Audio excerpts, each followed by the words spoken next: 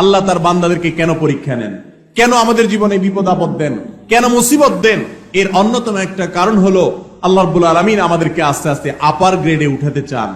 Class 1 এর পরীক্ষায় পাশ করলে 2 তে উঠা যায়, 2 তে পাশ করলে পরবর্তীতে উঠা যায়, 5 এ পাশ করলে 6 এ উঠা যায়, এভাবে এসএসসি পাশ করলে এইচএসসি তে যাওয়া যায়, এইচএসসি শেষ করলে তারপরটাতে যাওয়া যায়, এভাবে আস্তে আস্তে মানুষ উপর দিকে উঠতে থাকে।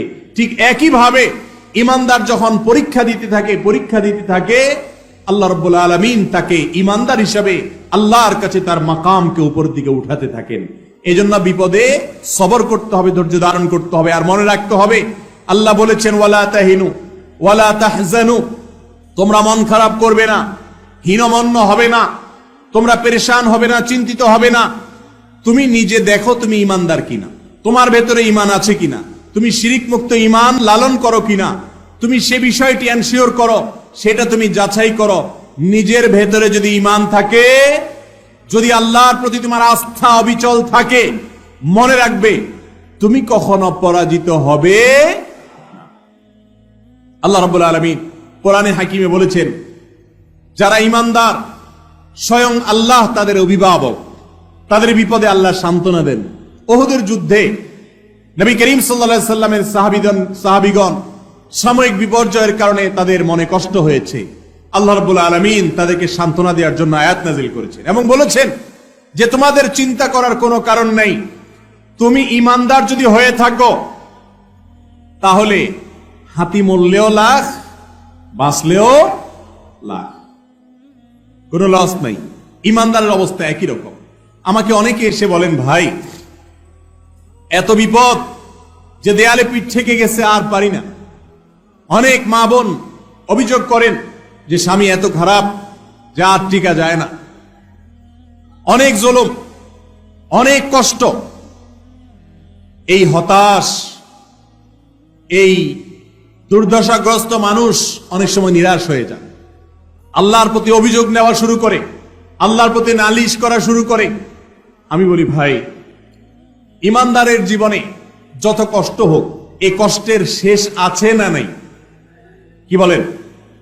আমাদের জীবনে যত কষ্ট আসে, বিপদ আসে, এই বিপদগুলো কি কখনো শেষ হবে নাকি হবে না? একজন ইমানদারের জীবনে বিপদ তাকে কষ্ট দিতে দিতে না হলে মেরে ফেলবে, মৃত্যু পর্যন্ত যাবে। এর বাইরে কিছু হবে? এর বেশি কিছু হওয়ার রাস্তা আছে? কিন্তু আমার জীবন তো এক সময় দিতেই হবে, মৃত্যু তো এক সময় আসবেই। আমি যদি সবর করতে করতে মৃত্যুবরণ করতে পারি, আমি যদি ধৈর্য ধারণ করতে করতে মৃত্যুবরণ করতে পারি, তাহলে সেই মৃত্যু আমাকে অনন্ত অসীম কালের বিপদ থেকে রক্ষা করবে ইনশাআল্লাহ। যদি আমার 50-60 বছরের বিপদ হয়, 50-60 বছরের কষ্ট হয়, আর এর বিনিময়ে অনন্ত অসীম কালের জান্নাত বন্দোবস্ত হয়ে যায়, তাহলে এই বিপদের বিনিময়ে যে সুখ আমি পেলাম সেটা কি লাভজনক হলো না লসের হলো? কিন্তু শয়তান আমাদেরকে এভাবে বুঝতে দেয় না, শয়তান আমাদেরকে অস্থির করে দেয়। মনে রাখবেন বিপদে যারা ভেঙে পড়েন, বিপদে যারা ব্যাকুল হয়ে অস্থির হয়ে হতাশ হয়ে যান, নিরাশ হয়ে যান, অনেক কপাল পোড়া আছে বলে না আমার আর রক্ষা হবে না, আমার আর বাঁচার কোনো রাস্তা নেই। অনেকে আল্লাহর প্রতি অনাস্থা প্রকাশ করে, আল্লাহর প্রতি ভরসা হারিয়ে ফেলে। আছে না নাই এরকম? এরকম যদি হয় তাহলে বড় দুর্ভাগা ভাইয়েরা আমার। বিপদের কষ্ট করলেন আর আল্লাহর প্রতি আস্থা ভরসা ছেড়ে দিয়ে ঈমান হারা হয়ে জাহান্নামে যাওয়ার ব্যবস্থাও করলেন। একবার প্রিয় নবী সাল্লাল্লাহু আলাইহি সাল্লাম এক লোকের মাথার পাশে অসুস্থ অবস্থায় তাকে দেখতে গিয়েছেন, তার শুশ্রূষা করতে গিয়েছেন। নবী সাল্লাল্লাহু আলাইহি সাল্লাম বলছেন আল্লাহ চাহেন তো তুমি সুস্থ হয়ে যাবে। সে বলছে না, সুস্থ হব না। নবীর কথার উপর কথা বলেছে, সেজন্য আল্লাহ রাব্বুল আলামিন তাকে একটু পরেই ওয়াফাত দিয়ে দিয়েছে, সে মারা গেছে।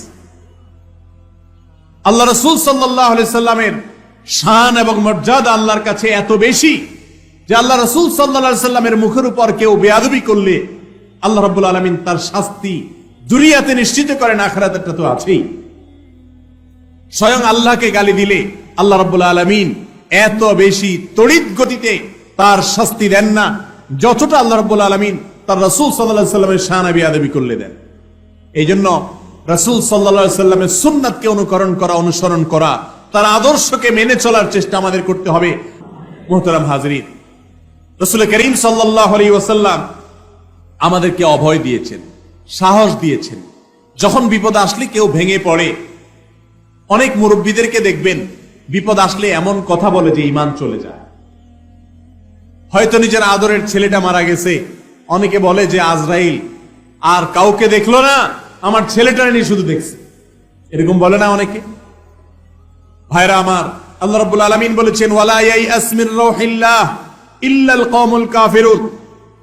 আল্লাহর রহমত থেকে যদি কেউ নিরাশ হয়ে যায় যে না আর হবে না, অনেক সময় আমরা অনেক ভাইরা আছে না জেনে বলে ফেলে, মূর্খতার সাথে কুফরি কালাম বলে ফেলে, বলে আল্লাহ নেমে আসলেও পারবে না।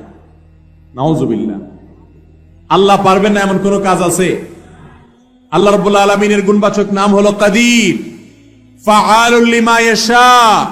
আল্লাহ যা ইচ্ছা তা করতে পারেন, সব কিছু করতে আল্লাহ সক্ষম। আল্লাহর সক্ষমতার বাইরে, আল্লাহর ক্ষমতার বাইরে কোনো কিছু আছে? যদি কোনো মুসলমানের সন্তান বলে যে আল্লাহ নেমে আসলো এটা পারবে না, তাহলে তার ঈমান থাকবে? সে আল্লাহর এই গুণবাচক নামকে অস্বীকারী হিসাবে বিবেচিত হবে এবং এটি ঈমান বিধ্বংস করার মতো উক্তি হবে। তওবা করে ইসলামে আবার আসতে হবে। অতএব ভাইরা আমার, বিপদ মুসিবত জীবনে আসবেই। বিশেষ করে যারা আমার যুবক ভাইরা আছেন, যারা এখনো বাপের হোটেলে খান, যাদের এখনো নিজের জীবনের মূল পর্ব শুরু হয় নাই, তারা এখনো দেখেন নাই দুনিয়াটা কত কঠিন। কি বলেন? যারা এই পথে চলে গেছেন তারা জানেন কত রকমের বিপদ আসতে পারে, সমস্যা হতে পারে। এই সমস্ত বিপদের সময় হাসি মুখে সেটাকে বরণ করে নেওয়া, আল্লাহর ফয়সালায় সন্তুষ্ট হওয়া, বিপদ হয়েছে এই কথা মনে করা যে এর মাঝে আমার কল্যাণ আছে, এর মাঝে আমার কি আছে?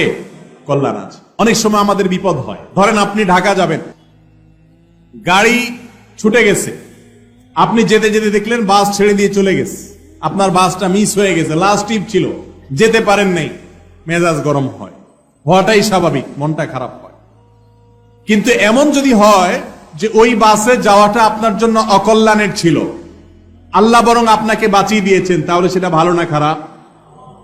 একবার এক লোক মক্কায় হোটেল ব্যবসা করে, আমার পরিচিত, অনেক দিন ধরে হোটেল ব্যবসা করে।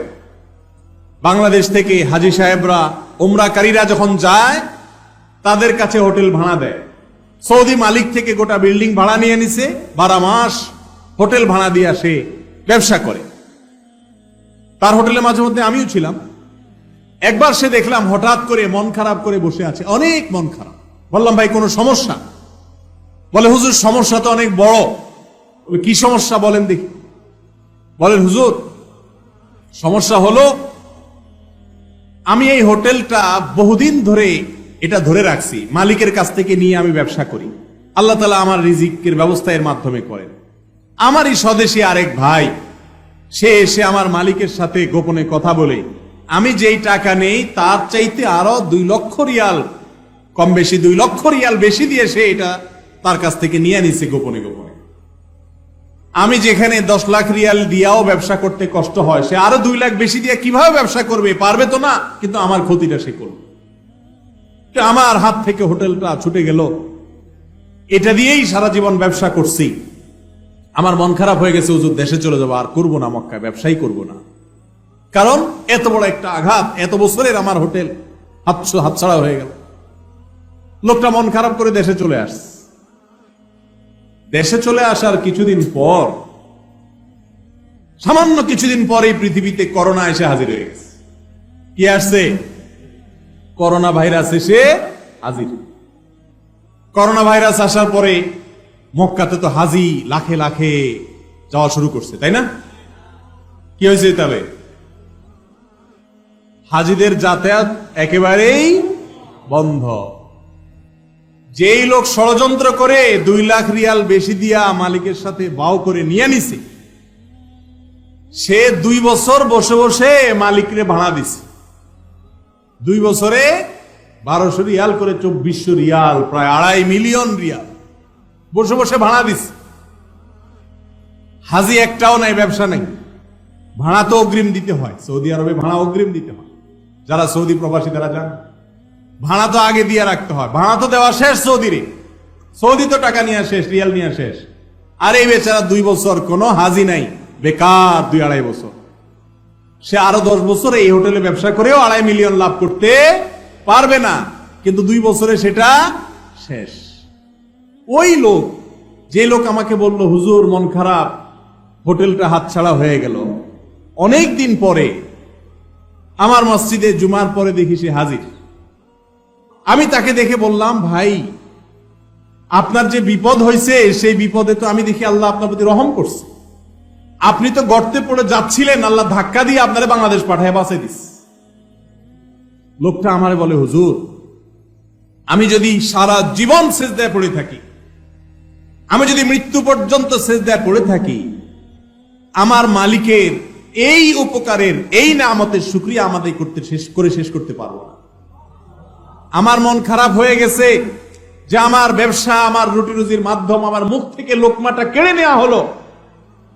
কিন্তু কিছুদিন যাওয়ার পর আমি দেখলাম যে এটা বিপদ নয়, এটা নেয়ামত ছিল।